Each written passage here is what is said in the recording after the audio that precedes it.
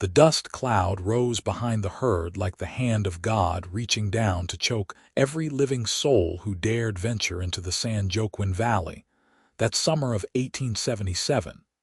And Mabel Crawford figured if she survived the next 2,000 miles to Dodge City, she would never again complain about anything her late father had asked of her. The cattle bawled and shifted, 3,000 head of ornery longhorns that had already trampled 2 men in the first week, and Mabel sat astride her buckskin mare at the very back of that churning mass of horns and hooves, eating dust so thick she could taste the metallic bite of dried earth coating her tongue like a second skin. Drag position was where the greenhorns rode, where the weak links in the outfit were tested until they broke or proved themselves. And she had drawn that assignment the moment trail boss Theodore Xavier had looked her up and down with those slate-gray eyes and decided a woman had no business on a cattle drive, no matter how desperate he was for hands. 12 days she had ridden drag now, rising before dawn to gulp down scalding coffee and hardtack, spending 14 hours in the saddle breathing dust and manure, while the experienced drovers rode point and swing, their bandanas actually keeping the grit from their mouths, instead of serving as pathetic filters for the choking clouds that engulfed the drag riders like a biblical plague. Her eyes burned constantly, tears cutting tracks down her dust-caked face, and her throat felt raw as scraped leather. The other drag rider, a pimply kid named Samuel who could not have been more than 17, had complained so much the first 3 days that Theodore had threatened to leave him at the next town they passed. After that, Samuel had kept his mouth shut, but Mabel could see the misery in his watering eyes every time she glanced his way. She did not complain. Not once. Not when her mare stumbled in a prairie dog hole and nearly threw her into the path of a steer with horns that could gore a horse. Not when the water barrel ran low, and the men at the front of the drive got their fill while she and Samuel made do with muddy dregs. Not when her shoulders ached so badly from holding the reins that she could barely lift her arms to remove her saddle at night.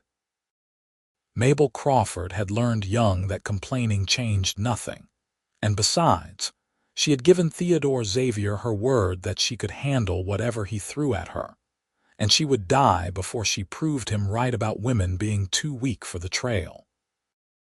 Her father had been a drover himself, one of the best, until a horse had crushed his chest 3 months ago and left Mabel alone with debts that could drown a banker. The ranch outside Yosemite, California, had been mortgaged to the hilt, and when the bank had come calling, Mabel had sold everything except her mare, her saddle, and her father's old Colt revolver. She had heard Theodore Xavier was assembling a crew for a drive to Kansas, and she had ridden 30 miles to his camp with her hair tucked under her hat and her father's name on her lips. Theodore had known her father, had ridden with him on 2 drives back in the 60s, and that connection had been the only reason he had not sent her packing immediately. "I need the money," she had told him flatly, meeting his skeptical gaze without flinching. "I can ride, I can rope, and I will not slow you down." Theodore had studied her for a long moment, this woman with sun-darkened skin and calloused hands, her jaw set with determination that reminded him uncomfortably of her father. James Crawford had been tough as rawhide and twice as stubborn, and this daughter of his had the same fire in her dark brown eyes. Against his better judgment, Theodore had agreed, but he had made it clear she would start at drag and work her way forward if she proved herself capable. That had been 12 days ago, and Mabel had not complained once. Theodore noticed, though he did his best not to show it. He noticed the way she sat her horse even after 14 hours in the saddle, spine straight and shoulders back despite the exhaustion that must be dragging at her bones. He noticed she always took the night watch shift no one else wanted, the coldest hours before dawn when a man's thoughts turned dark and lonely. He noticed she never asked for special treatment, never used her gender as an excuse, and never shirked a single duty no matter how unpleasant. What Theodore did not expect was to start thinking about her. Really thinking about her, not as James Crawford's daughter or as a problem to be managed, but as a woman who had somehow gotten under his skin like a burr he could not shake loose. He was 32 years old, had led 7 cattle drives in the past decade, and had learned long ago to keep his mind on the work and his hands to himself. Trail bosses who developed romantic entanglements with their crew found themselves facing mutiny or worse. But Mabel Crawford was different somehow, and Theodore could not quite pinpoint why she occupied his thoughts during the long hours in the saddle when he should have been worrying about water sources and stampede risks. On the 13th morning, Theodore rode back along the length of the herd to check on his drag riders, something he did every few days to ensure they had not died and been trampled without anyone noticing. Samuel looked half dead, his face gray beneath the coating of dust, but Mabel sat tall on her buckskin as though she had just started her day. Her eyes were red-rimmed and her lips were cracked, but when Theodore reined in beside her, she nodded at him with something that might have been a smile if it had not been buried under so much grime. "How are you holding up?" Theodore asked, and he was surprised to find he genuinely wanted to know. "Fine," Mabel said, her voice hoarse from breathing dust. "Herd is moving well today." Theodore glanced back at the cattle, then at her face, searching for some sign of the complaint he knew must be building inside her. Drag was brutal, the worst position on any drive, and most men could not last more than a week before demanding a better assignment or quitting outright. But Mabel just looked back at him steadily, waiting for whatever he had come to say. "Your father would be proud," Theodore said finally, the words surprising him as much as they seemed to surprise her. A flicker of emotion crossed her face, something raw and vulnerable, before she tucked it away behind that stoic mask again. "Thank you," she said quietly. "That means something, coming from you." Theodore nodded, not trusting himself to say more, and rode back toward the front of the herd feeling oddly off balance. He had meant the words as simple encouragement, but somehow they had felt like more, like a bridge being built between two people who had no business building bridges at all. That night, when the herd was bedded down and the men were gathered around the fire eating beans and salt pork, Theodore made a decision that surprised everyone, including himself. "Samuel, you will ride left swing tomorrow. Mabel, you are moving up to point." The silence that fell over the camp was absolute. Every man there knew what this meant. Point riders were the elite, the most experienced drovers who set the pace and chose the path.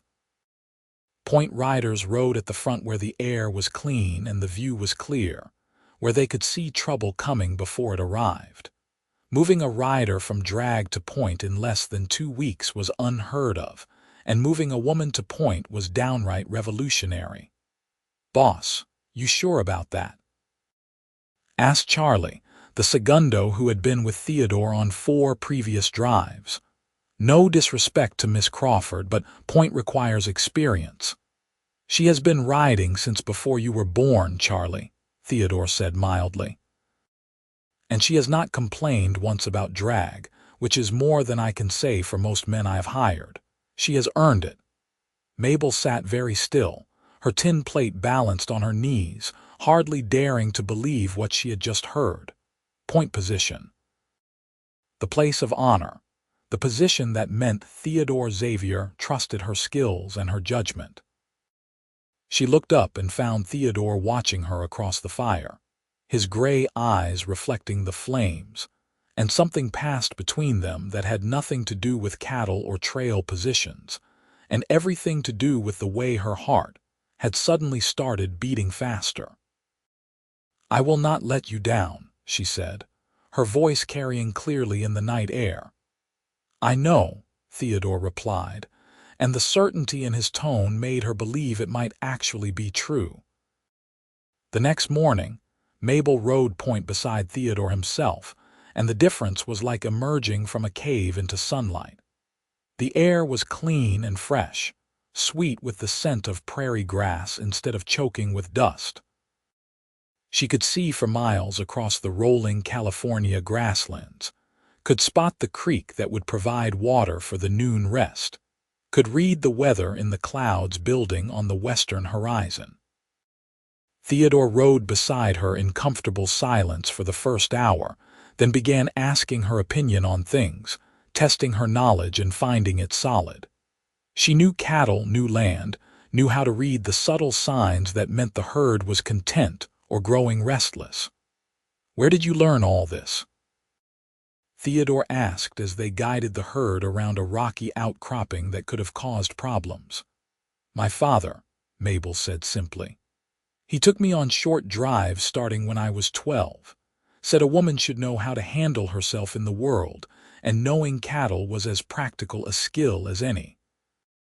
Her voice softened. "My mother died when I was young. It was just the two of us for a long time." Theodore nodded, understanding the shape of that loneliness. His own parents had died of cholera when he was 16, leaving him to make his own way in a world that had no patience for weakness. "He taught you well." "He taught me everything," Mabel agreed, and the grief in her voice was still fresh enough that Theodore felt an unexpected urge to reach across the space between their horses and take her hand. He did not, of course, because trail bosses did not hold hands with their point riders no matter how much they might want to. But the urge remained. They rode together for the next 3 weeks, falling into an easy partnership that felt as natural as breathing. Theodore found himself looking forward to the hours in the saddle beside Mabel, to the conversations that ranged from cattle to weather to philosophy, to the comfortable silences that stretched between them, when words were unnecessary. She was smart and capable and funny when she let her guard down, and Theodore discovered he liked the sound of her laugh, rare as it was. She was also beautiful, though he suspected she had no idea of that fact, with her sun-browned skin and wind-tangled dark hair and eyes that held depths he wanted to explore. Mabel, for her part, found herself drawn to Theodore in ways that both thrilled and terrified her. She had not come on this drive looking for romance. She had come for money, for survival, for a future that did not involve losing everything her father had built. But Theodore Xavier had gotten under her defenses somehow, with his quiet competence and his unexpected kindness. And the way he looked at her, sometimes like she was something precious he was afraid to touch. He was handsome in a weathered way, all hard angles and sun-creased eyes, with strong hands that handled horses and cattle with equal gentleness. More than that, he treated her like an equal, like her opinions mattered and her skills were valuable, and that respect meant more to her than all the pretty words in the world. They crossed into Nevada in early August, the land growing drier and more unforgiving as they pushed east. Water became scarce, and Theodore spent long hours scouting ahead to find streams and springs that could sustain 3,000 cattle and 20 men. Mabel often rode with him on these scouting trips, and it was during one of these excursions that everything between them changed. They had ridden 5 miles ahead of the herd, following a dry creek bed that Theodore hoped would lead to water, when Mabel's horse suddenly shied violently, nearly throwing her from the saddle. Theodore reacted instantly, reaching out to steady her mare, and found himself face to face with a diamondback rattlesnake coiled on a rock, its tail buzzing a deadly warning. The snake was huge, easily 5 feet long, and positioned perfectly to strike at the horse's legs. "Easy," Theodore murmured, holding his own gelding steady while Mabel regained control of her panicked mare. "Back up slowly. Do not make any sudden moves." They retreated carefully, giving the snake a wide berth, and did not speak again until they were a safe distance away. Mabel's hands were shaking slightly as she stroked her mare's neck, and Theodore realized with a start that this was the first time he had seen her genuinely rattled. "You all right?" he asked, bringing his gelding alongside her mare. "Fine," Mabel said automatically, then caught herself and managed a shaky smile. "Actually, that scared the hell out of me. Thank you for the steady hand." "Anytime," Theodore said, and meant it. He hesitated, then added, "You are very brave, you know, braver than most men I have ridden with." Mabel looked at him, really looked at him, and saw something in his eyes that made her breath catch. "Theodore," she said softly, and his name on her lips sounded like a prayer and a question all at once. He leaned toward her, drawn by a force stronger than common sense or propriety, and she met him halfway. Their horses stood nearly touching, and Theodore reached out to cup Mabel's dust-stained cheek in his rough palm, his thumb tracing the line of her cheekbone with a gentleness that made her eyes flutter closed. When he kissed her, it was soft and tentative, a question rather than a demand, and when she kissed him back, her hand coming up to grip the front of his shirt, it was the answer to every question he had been afraid to ask. They broke apart slowly, foreheads resting together, breath mingling in the space between them. Theodore's heart was pounding so hard he was sure Mabel could feel it, and when he opened his eyes, he found her watching him with an expression that was equal parts wonder and fear. "I did not come here looking for this," Mabel whispered. "Neither did I," Theodore admitted. "But here we are." "Here we are," Mabel echoed and kissed him again, longer this time, deeper, with a hunger that surprised them both.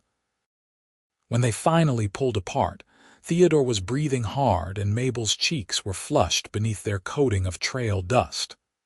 "We should find that water," Theodore said reluctantly, and Mabel nodded, knowing he was right even though every part of her wanted to stay in this moment forever. They rode on, but something fundamental had shifted between them, like a door opening onto a landscape neither of them had expected to find.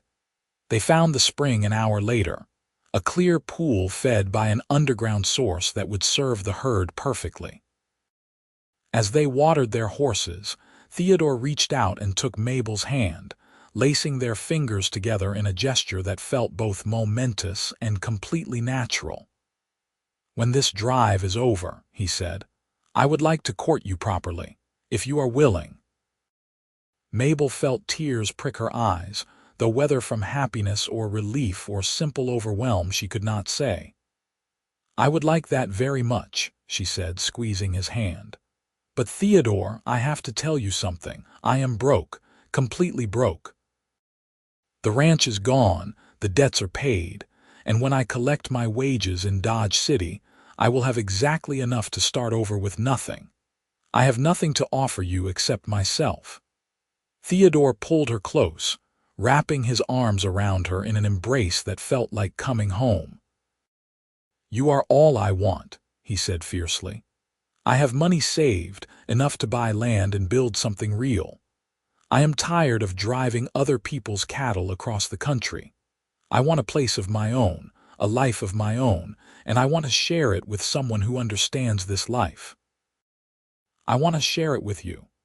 Mabel buried her face in his chest, breathing in the scent of leather and horses and the man who had somehow become essential to her happiness in the space of a few short weeks.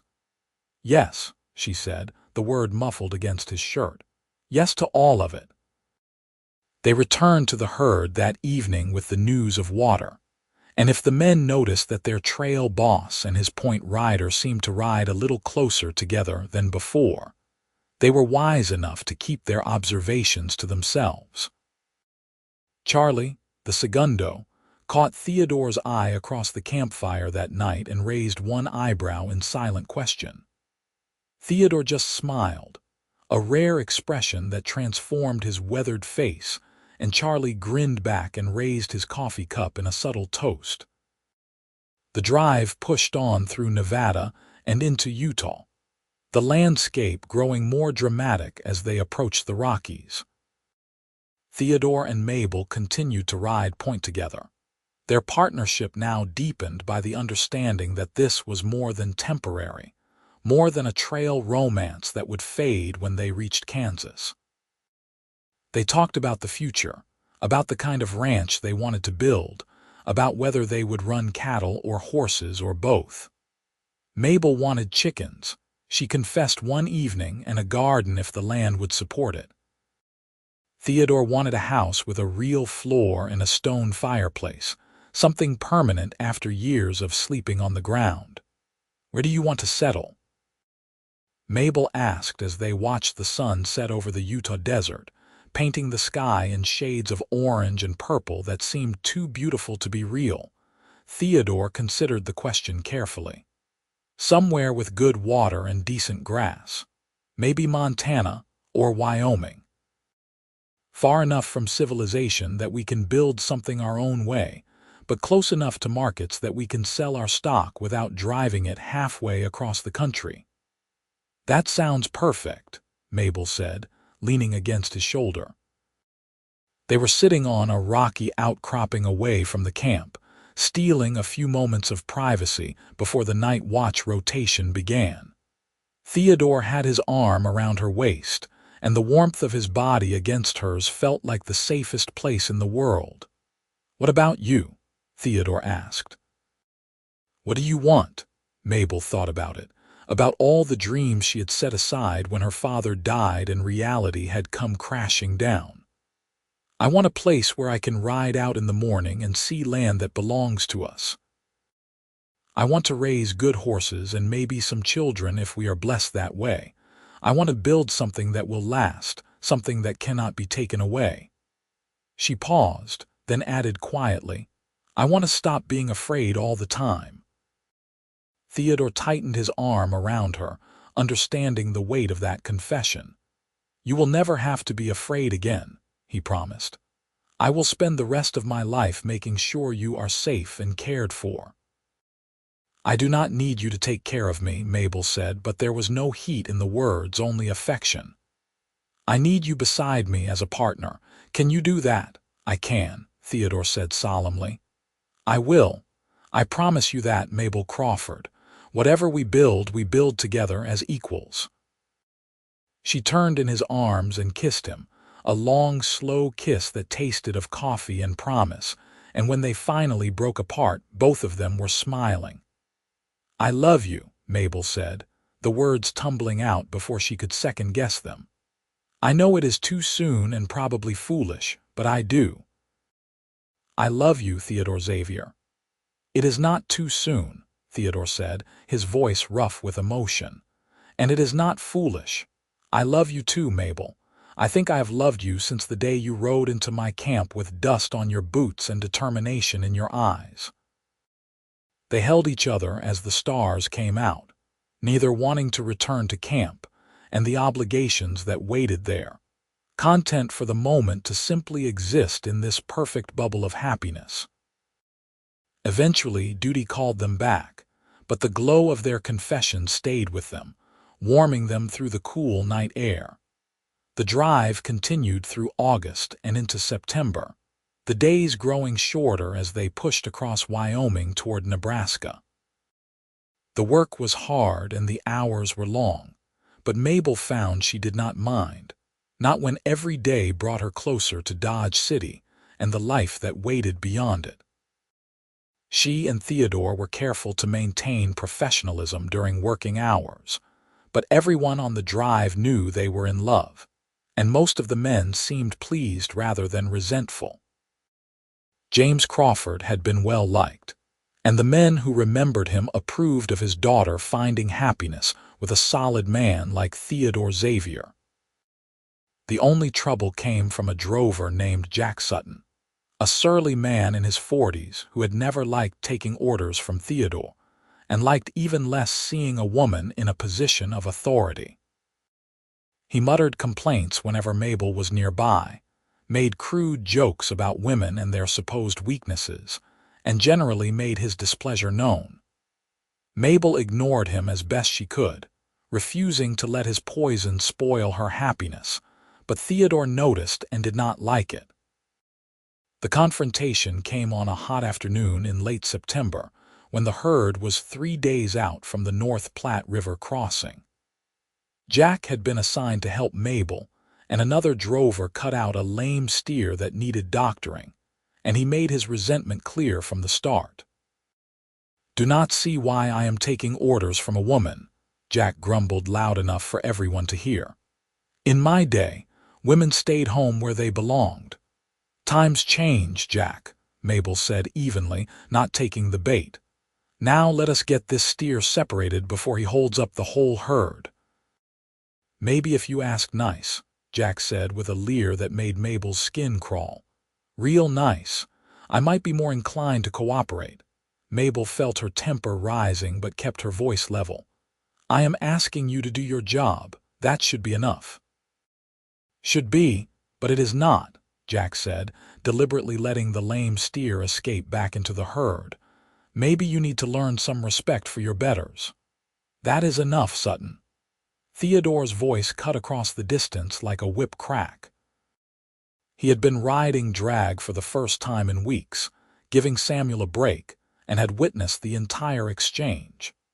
He rode up now with fury in his eyes, bringing his gelding between Mabel and Jack in a clear gesture of protection and challenge.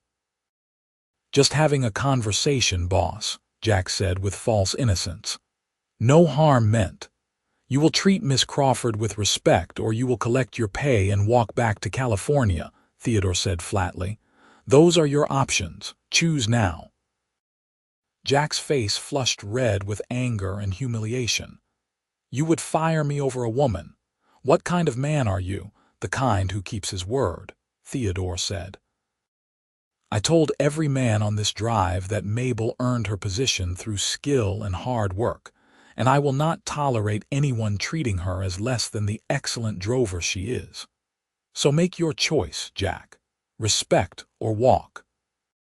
For a moment, Mabel thought Jack might actually swing at Theodore, and her hand moved instinctively toward the colt at her hip. But Jack must have seen something in Theodore's eyes that warned him against violence, because he spat in the dust and turned his horse away.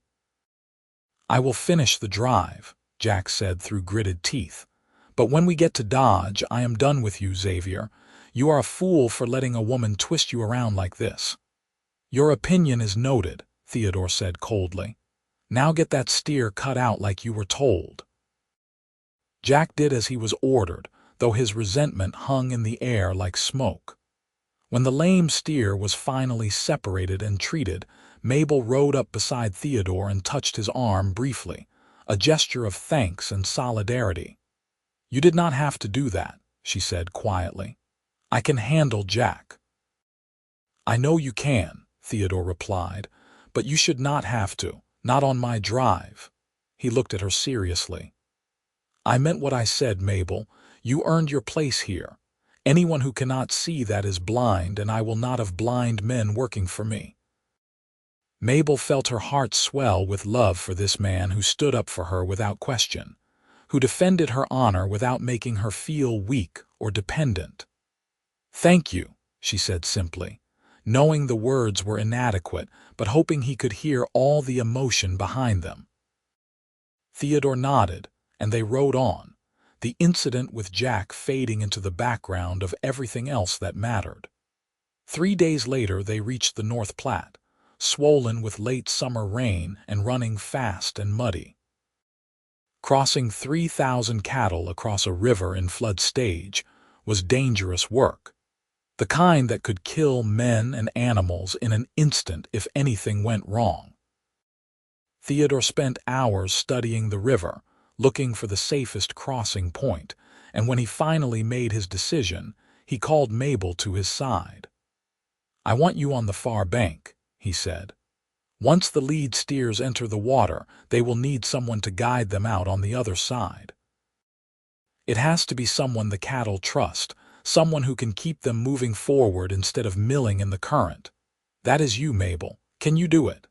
Mabel looked at the churning brown water and felt fear curl in her stomach, but she pushed it down and nodded. I can do it. Good, Theodore said, and the pride in his voice bolstered her courage. Charlie will be right behind you with the next group. I will bring up the rear and make sure no one gets into trouble. We start at dawn. That night, Mabel slept fitfully, dreaming of rushing water and drowning cattle, and woke before dawn with her heart racing.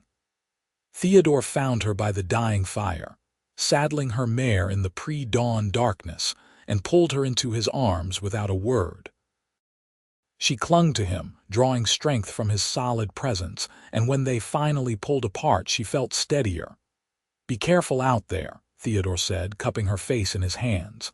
The river is dangerous, and I need you to come back to me safe. I will, Mabel promised. You be careful too. I am not building a ranch by myself. Theodore smiled and kissed her, a hard, swift kiss that tasted of desperation and hope. And then she was swinging into the saddle and riding toward the river as the first light of dawn broke over the eastern horizon. The crossing took 3 hours of exhausting, terrifying work, with Mabel on the far bank calling to the lead steers, encouraging them through the chest-deep water while the current tried its best to sweep them downstream. 2 cattle drowned despite everyone's best efforts, and one of the younger drovers nearly lost his seat when his horse stumbled on the slick river bottom. But Mabel never faltered, never let her fear show, and by the time the last steer climbed onto the far bank, she was soaked to the skin and shaking with exhaustion but triumphant. Theodore crossed with the final group, his eyes scanning the far bank until he spotted Mabel, and the relief on his face when he saw her safe made something in her chest go tight and warm. He rode straight to her and dismounted, pulling her off her horse and into an embrace that lifted her feet off the ground. You did it, he said fiercely, his face buried in her wet hair. You were magnificent. We did it, Mabel corrected, laughing with the giddy relief of having survived something genuinely dangerous. All of us together. They stood there for a long moment, holding each other while the cattle spread out across the Nebraska grassland and the men wrung out their soaked clothing. And Mabel thought that this partnership and trust and shared triumph, was what she wanted for the rest of her life. Not just with Theodore, though she could not imagine wanting anyone else, but with this sense of having accomplished something difficult and worthwhile, of having proven herself capable of more than the world expected from a woman. The drive pushed on across Nebraska and into Kansas, the landscape flattening into endless prairie that rolled away to the horizon in every direction. The weather grew cooler as September gave way to October, and Theodore began to worry they would not reach Dodge City before the first snow. They pushed the herd harder, rising earlier and riding later, and the cattle grew ornery with the pace, but there was no choice. Getting caught on the open prairie in a blizzard meant death for cattle and men alike. Mabel rode point every day now, with Theodore beside her, the two of them setting a pace that would get the herd to market before winter closed in. They talked less during these long days, conserving their energy for the work, but at night they sat together by the fire, Mabel leaning against Theodore's shoulder while he absently played with strands of her hair. The men had stopped being subtle about their relationship, and Charlie made jokes about Theodore being a married man already in everything but name. Theodore did not deny it, and Mabel found she did not mind the assumption. It felt right, like a natural progression of something that had started the moment she rode into Theodore's camp months ago with her father's name on her lips and determination in her heart. When we get to Dodge, Theodore said one evening, I want to marry you. Proper ceremony, preacher, and everything, if you will have me. Mabel turned in his arms to look at him, seeing the vulnerability beneath the confidence, the fear that she might say no despite everything they had shared. "Of course I will have you," she said, smiling through sudden tears. "I would marry you tomorrow if there was a preacher within 100 miles. Unfortunately, there is not," Theodore said, grinning now. "So Dodge City it is. We can marry before the cattle auction, and then we will take our wages and go find that land we have been dreaming about." "Montana or Wyoming?" Mabel asked, already imagining the life they would build. "Wyoming, I think," Theodore said after consideration. "The land is cheaper and there is good water near the Powder River. We could build something solid there, something that would last generations." "Generations," Mabel repeated softly, letting the word roll around in her mind. "Children, grandchildren, a legacy that would outlive them both." It was more than she had dared hope for when she had sold her father's ranch and signed on for this drive. "I like the sound of that." They reached Dodge City on October 15th, riding into town with 3,000 head of tired but healthy cattle and a crew of exhausted but satisfied drovers. The cattle were penned in the holding yards to await auction, and Theodore paid his men their wages, thanking each of them personally for their hard work. Jack Sutton collected his pay without a word and left town that same day, and no one mourned his departure. The rest of the crew scattered to the saloons and bawdy houses, eager to spend their earnings on whiskey and women after months on the trail. But Theodore and Mabel had other priorities. They found a bathhouse first, both of them desperate to wash away months of accumulated trail dust. And when Mabel emerged clean and dressed in the one good dress she had packed, Theodore barely recognized her. Her dark hair fell in waves past her shoulders, no longer braided and pinned under a hat, and the deep blue of her dress brought out the warmth in her brown eyes. She was beautiful, breathtakingly so, and Theodore could not stop staring. "You clean up pretty well yourself," Mabel said, taking in his clean-shaven face and freshly laundered clothes. She had gotten used to the bearded trail version of Theodore, but this cleaner version was even more handsome, if that was possible. They found a preacher that evening, an older man who had married hundreds of couples in his years in Dodge City and barely blinked at the story of a trail boss, and his point rider wanting to wed. The ceremony was simple, with Charlie standing up as witness and best man, but when Theodore slipped a plain gold band onto Mabel's finger and promised to love and honor her for the rest of his life, she felt the weight and importance of those vows settle into her bones. This was real. This was forever. This was the beginning of the life she had been dreaming of. "I love you, husband," Mabel whispered when the preacher pronounced them married and Theodore kissed her. A proper kiss this time with no audience of drovers or herd to interrupt them. "I love you, wife," Theodore replied, and the joy in his voice made her laugh even as tears streamed down her face. They spent their wedding night in an actual bed for the first time since the drive began, in a hotel room that cost more than Mabel had ever spent on lodging, but felt worth every penny. Theodore was gentle and patient, taking his time to learn what made Mabel sigh and gasp, and when they finally came together, it was with a sense of rightness that transcended the physical.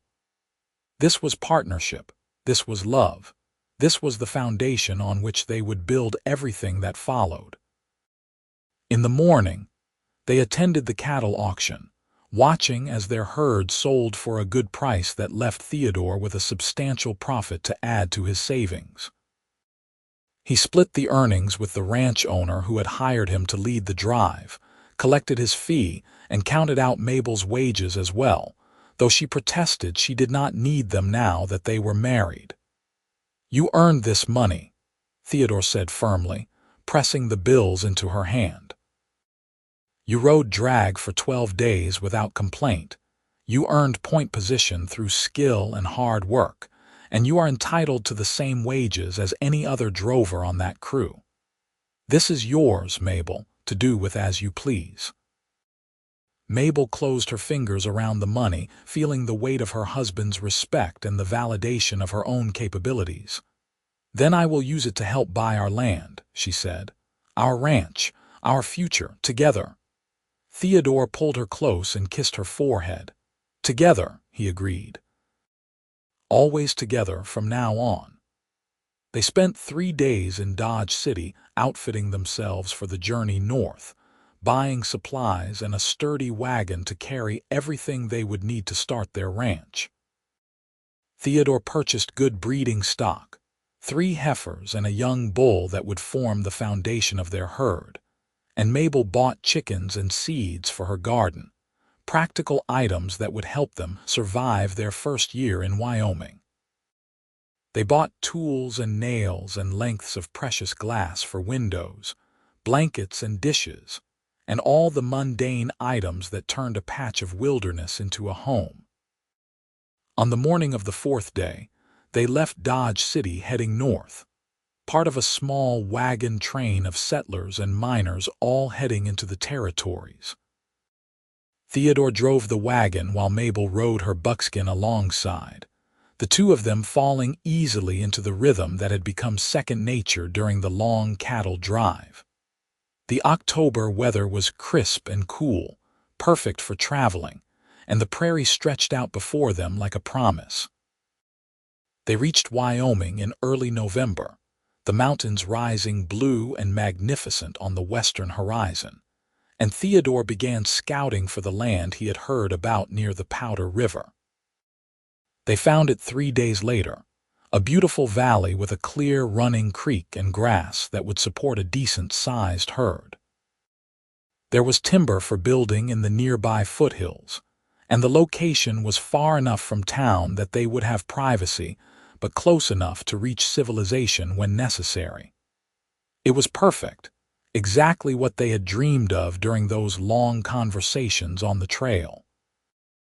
Theodore filed his claim at the land office in the nearest town, paying the fees and signing the paperwork that made the land legally theirs. And when he handed Mabel the deed with both their names on it, she cried again, overwhelmed by the reality of having something solid and permanent after so many months of uncertainty. "This is ours," she said, staring at the deed as though it might disappear if she looked away. "Really ours. No one can take it from us." "No one," Theodore confirmed, wrapping his arms around her from behind and resting his chin on her shoulder. "We will build something here that will last, Mabel. I promise you that." They spent the next month working from dawn to dusk, racing against winter to get a cabin built before the snow flew. Theodore felled trees and stripped logs while Mabel chinked the walls with mud and moss, both of them working until their muscles screamed and their hands bled. Charlie had come with them, deciding he would rather help build a ranch than spend another winter drifting, and his experience and strength made the work go faster. By mid-December, they had a solid one-room cabin with a stone fireplace, a real floor, and windows that let in precious light.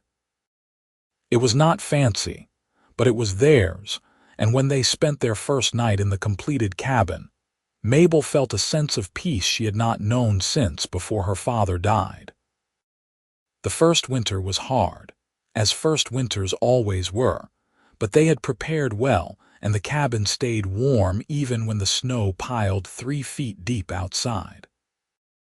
Theodore and Charlie built a barn for the cattle and horses, working in brief periods when the weather cleared, while Mabel kept the home fires burning and rationed their supplies to last until spring.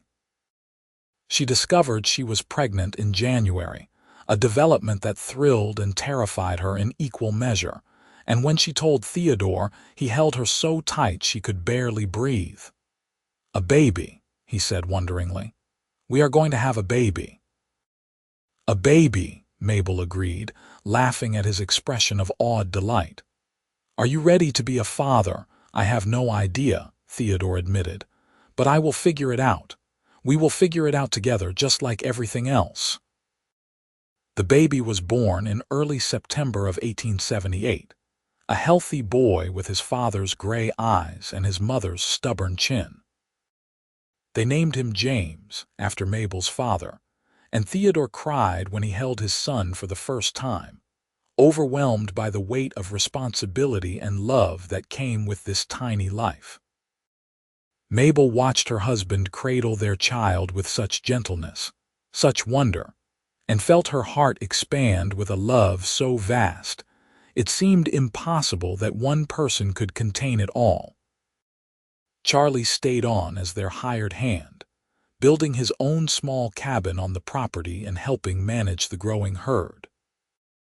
The 3 heifers Theodore had bought in Dodge City had all calved successfully, and with careful management and strategic purchases, their herd grew to 50 head by the spring of 1879.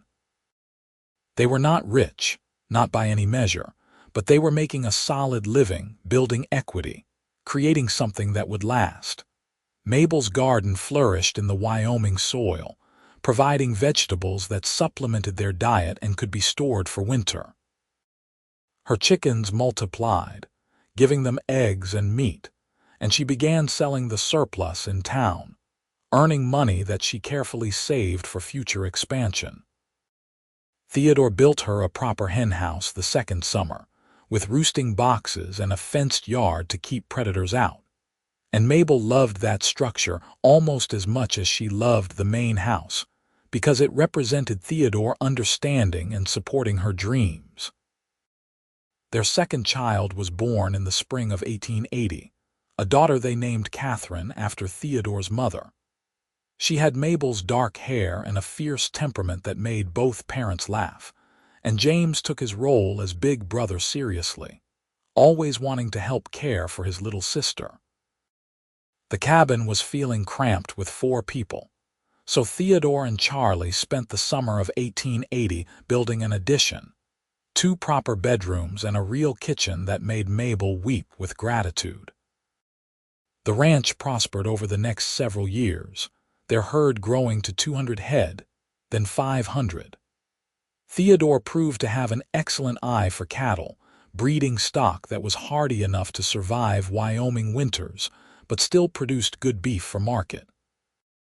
He made a name for himself as a fair dealer and a knowledgeable rancher, and other settlers began coming to him for advice on everything from herd management to land use.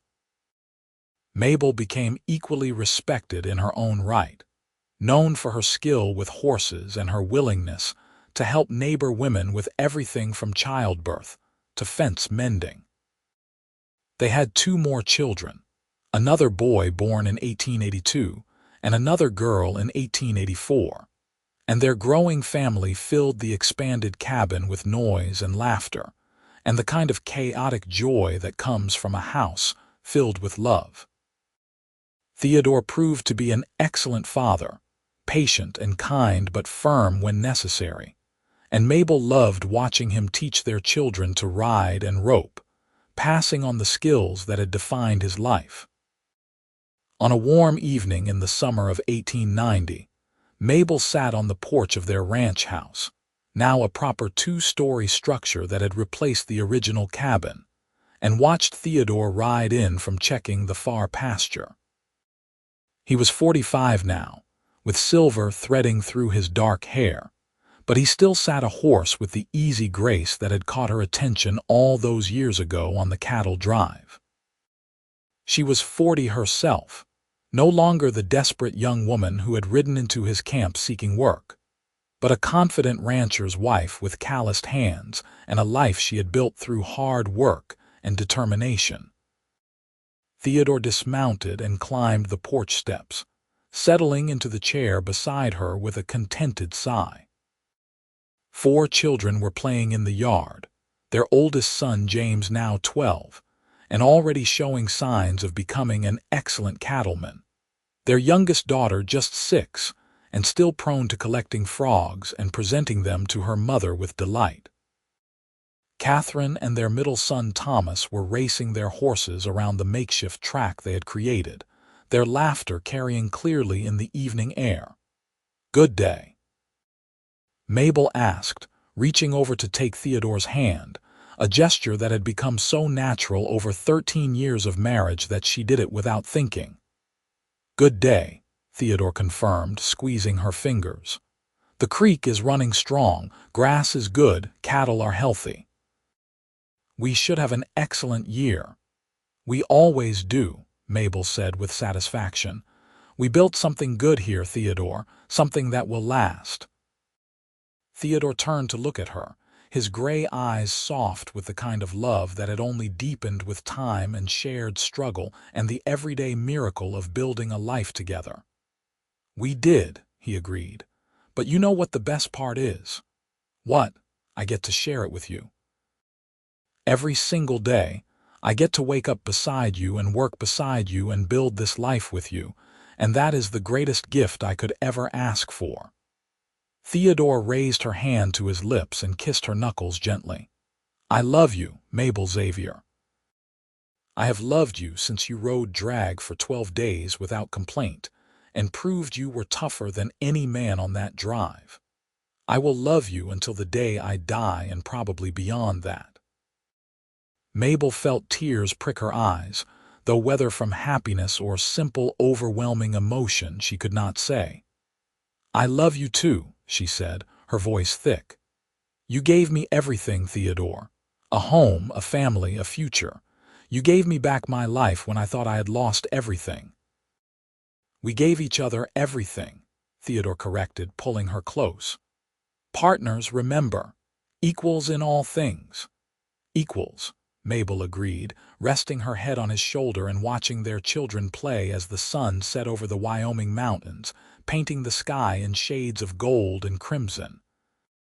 This was the life she had dreamed of during those long, dusty days on the cattle drive, the life she had hoped for but barely dared believe was possible. And it was real, solid, permanent. Built on love and hard work, and the kind of partnership that only came from two people who truly saw and valued each other. Their ranch continued to thrive over the years, becoming one of the most successful operations in the region. James grew up to take over much of the daily management, proving to have inherited his father's skill with cattle and his mother's determination.